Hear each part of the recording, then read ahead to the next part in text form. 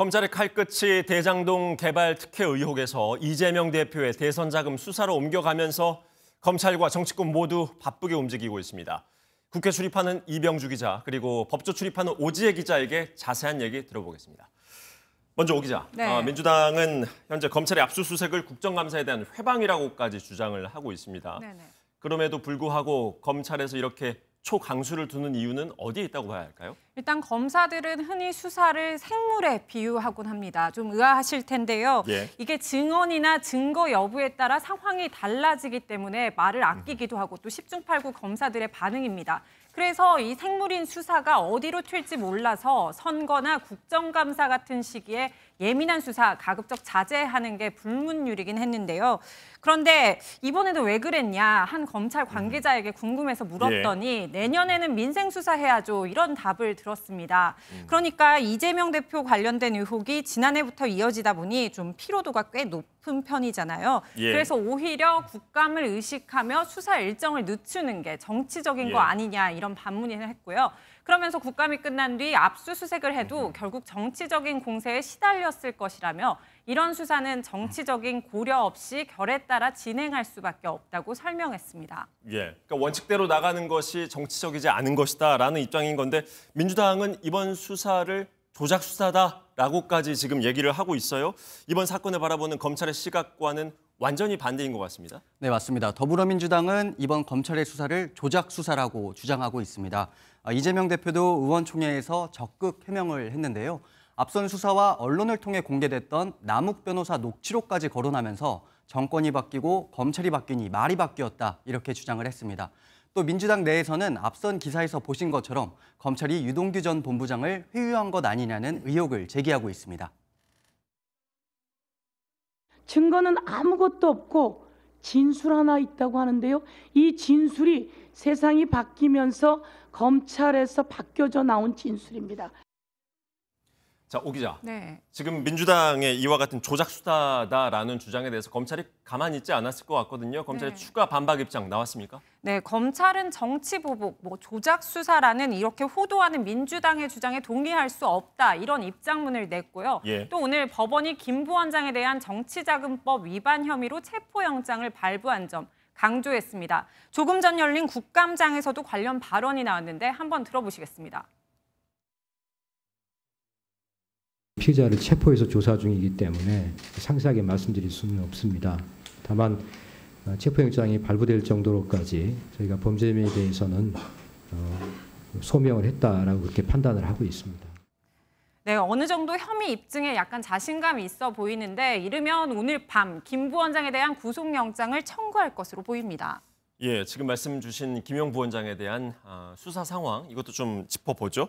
오 기자, 체포영장에 돈이 오간 구체적인 정황이 담겼다 이런 보도들이 나오고 있는데 돈이 오간 시점, 액수 이런 것들이 다 적시가 돼 있습니까? 네, 맞습니다. 저희 취재진도 입수한 이 체포영장과 압수수색 이 영장 등에는 돈이 오간 이 정황, 구체적인 액수, 장소 등이 담겨 있었습니다. 검찰에 따르면 김용 부원장이 유동규 전 본부장에게 대선 자금 명목으로 20억 원을 요구했습니다. 이 중 8억 원이 여러 단계를 거쳐 배달된 것으로 검찰은 파악하고 있는데요. 이 돈은 일단 대장동 개발 사업의 민간 사업자인 남욱 변호사가 마련했고요. 이후 부동산 개발업자와 정민용 전 전략사업실장, 유동규 전 본부장을 거쳐 김 부원장에게 돈이 전달된 것으로 검찰은 보고 있습니다. 민주당 관계자 구체적인 정황이 만약에 실제로 영장에 담겨 있다면 이 대표 측으로서는 상당히 불리할 수밖에 없다. 이런 상황을 우려하기도 했습니다. 자, 이번 사건 파장이 클 수밖에 없었던 게 이 대표 스스로도 최측근이다라고 얘기를 했던 김 부원장에 대한 지금 조사가 진행되고 있기 때문 아니겠습니까? 이 대표 오늘 입장 냈는데 김용 부원장과의 관련성 이런 부분에 대해서도 언급이 있었나요? 예, 맞습니다. 이재명 대표는 앞서 측근이라면 정진상, 김용 정도는 돼야 하지 않나라고 말한 바 있습니다. 대장동 개발 의혹이 불거졌을 당시 관련 혐의를 부인하는 과정에서 언급했던 건데요. 여전히 김 부원장을 믿는다고 말했습니다. 오랫동안 믿고 함께 했던 사람인데 저는 여전히 그의 결백함을 믿습니다. 검찰이 주장하는 김용 부원장의 금전 거래가 없었을 거라고 보냐는 취재진 질문에 답하지는 않았습니다. 예, 민주당에서는 사상 초유의 국정감사 기간 압수수색이다, 정치 탄압이다 이렇게 주장하고 있는데 거기까지는 이해가 돼요. 그런데 김용 부원장이 과연 결백하냐 아니면 그렇지 않냐 여기에 대해서도 지금 민주당은 한 목소리인가요? 아니면 그렇지 않습니까? 네, 그 부분에 대해서는 뉘앙스가 미묘하게 다른 목소리도 나오고 있습니다. 네. 아직 확실한 증거나 재판 결과가 나온 게 아니니 상황을 지켜보자 이런 입장인데요. 김용 부원장이 결백을 주장하지만 법원에서 체포영장 등을 발부한 상황을 고려하면 김 부원장 개인이 받는 혐의까지 무작정 옹호하기는 어렵다는 판단으로 보입니다. 예, 민주당 분위기를 잠깐 봤고 수사 상황 조금 더 얘기해 보겠습니다. 오 기자, 네. 만약에 이거 가정을 전제로 한 질문입니다. 모든 네. 게요. 수사 상황이기 때문에 만약 김 부원장이 돈을 받은 게 확인이 된다고 한다면 그 이후에 과연 이재명 대표가 이걸 알았냐 몰랐냐 이건 또 다른 문제 아니겠습니까? 네. 과연 이 부분 검찰이 밝혀낼 수 있을까요? 네, 일단 돈의 흐름이 가장 중요할 텐데요. 이 돈의 흐름을 추적해 이 대표에게 흘러갔는지를 확인해야 됩니다. 관건은 이 대표가 직접 또 간접적으로 지시를 했는지 또는 사후에 인지했느냐 이게 가장 중요하고요. 이르면 오늘 밤 아까 말씀드린 대로 김 부원장에 대한 영장이 청구될 텐데 발부 여부가 수사의 1차 고비가 될 것으로 보입니다. 영장이 발부된다면 다른 측근인 정진상 민주당 대표실 정무조정실장 등에 대한 조사가 곧바로 이어질 수 있다는 전망입니다. 예, 수사 상황은 그러하고 당 내부 분위기 조금 더 얘기 들어보겠습니다. 지금 이재명 대표에 대해서 평소에 비판 목소리를 내왔던 이른바 반-이재명 또는 비-이재명계가 엄연히 지금도 존재를 하고 있어요.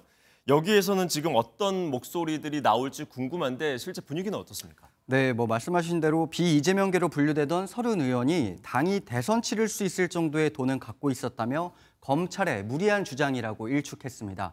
의원들 모두 개인 리스크가 당으로 오는 건 막아야 한다. 이런 데 공감대가 있는 거죠. 또 뿐만 아니라 민주당 경선 과정에서 돈이 쓰였을 가능성에 대해서도 강하게 반발하고 있는데요. 민주당의 한 최고위원은 대선 경선 자체가 선거인단이 200만 명이 넘는데 돈으로 조직해서 되는 선거가 아니라고 설명했고요.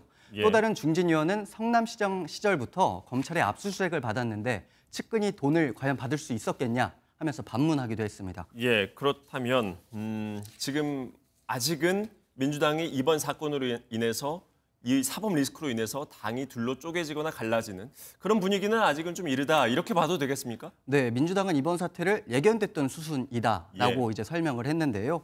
정부 여당이 국면 전환용으로 정치 보복에 집중하고 있는 거라며 당 차원에서 대응해 나가겠다는 방침을 밝혔습니다. 한 당 관계자는 대부분의 의원이 이걸 개인의 문제가 아니라고 생각하고 이재명 대표뿐 아니라 문재인 전 대통령과도 같이 가는 부분이라고 설명했습니다. 예, 여기까지 듣도록 하죠. 지금까지 오지의 이병주 기자였습니다.